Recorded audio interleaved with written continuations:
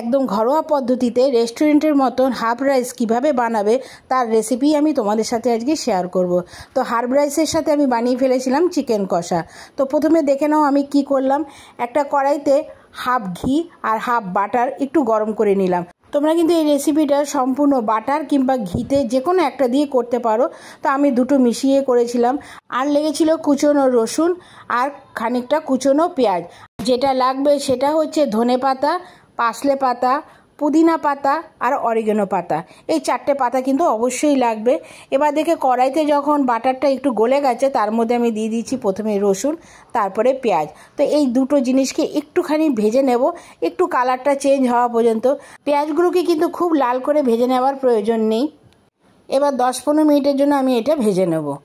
যখন দেখব পেঁয়াজটা একটু নরম হয়ে এসছে তখনই আমি এর মধ্যে দিয়ে দিয়েছি সামান্য একটু নুন।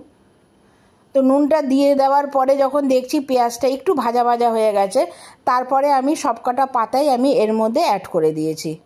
তো পাতা সমেত পেঁয়াজগুলোকে একটু ভেজে নিতে হবে। তো রেসিপিটা কিন্তু খুব সুন্দর। শুধু চিকেন কেন, যে কোনো জিনিসের সাথে খেতে কিন্তু ভালো লাগে। তো তোমরা বাড়িতে একবার অবশ্যই ট্রাই করে দেখতে পারো। এই রেসিপিটা কিন্তু একদমই পুরো রেস্টুরেন্টের মতন হয়েছে, তবে কিন্তু আমি এটা একদম ঘরোয়া পদ্ধতিতে তৈরি করেছি। এবার সবকটা পাতা দেওয়ার পরে পেঁয়াজের সাথে ভালো মতন মিশিয়ে নিয়ে বেশ খানিকক্ষণ একটু ভেজে নিয়েছি। তো অন্যদিকে কিন্তু আমি তৈরি করে রেখেছিলাম ভাতটা, সেটার আমি তোমাদেরকে দেখালাম না। আমি এখানে ব্যবহার করে ফেলেছিলাম দেরাদুন রাইস। তো আগে থেকে তৈরি করে রেখেছিলাম। এরপরে যখন দেখেছি পেঁয়াজটা ভাজা হয়ে গেছে তারপরে আমি রাইসটা দিয়ে দিচ্ছি। খুব সাধারণই একটা রেসিপি, আর করতেও কিন্তু খুব একটা সময় লাগে না। এরপরে কিন্তু দিয়ে দিয়েছিলাম খানিকটা গোলমরিচের গুঁড়ো আর খানিকটা রেড চিলি পাউডার।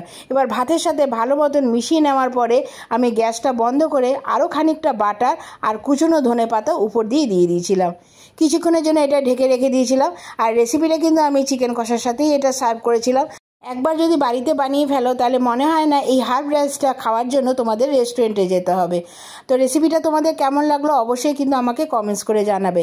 ভালো লাগলে কিন্তু একটা লাইক, কমেন্টস আর এটা বন্ধুদের সাথে শেয়ার করে দিও, যাতে তোমাদের বন্ধুরা এই রেসিপিটা দেখার সুযোগ পায়। আর তোমরা যদি ফেসবুক থেকে দেখে থাকো তাহলে আমাকে ফলো দিয়ে আমার পাশে থেকো। আর যদি ইউটিউব থেকে দেখে থাকো তাহলে আমার চ্যানেলটা অবশ্যই সাবস্ক্রাইব করে দিয়ে বেল বাটনটা টিপে দিও, যাতে যে কোনো ভিডিও বা রেসিপি আমি শেয়ার করব তার নোটিফিকেশন সবার আগে তোমাদের কাছে পৌঁছে যায়। তো আবার আসবো এরকম নিত্য নতুন রেসিপি তোমাদের সাথে শেয়ার করতে। তোমরা ভালো থাকো, এখনের জন্য টাটা।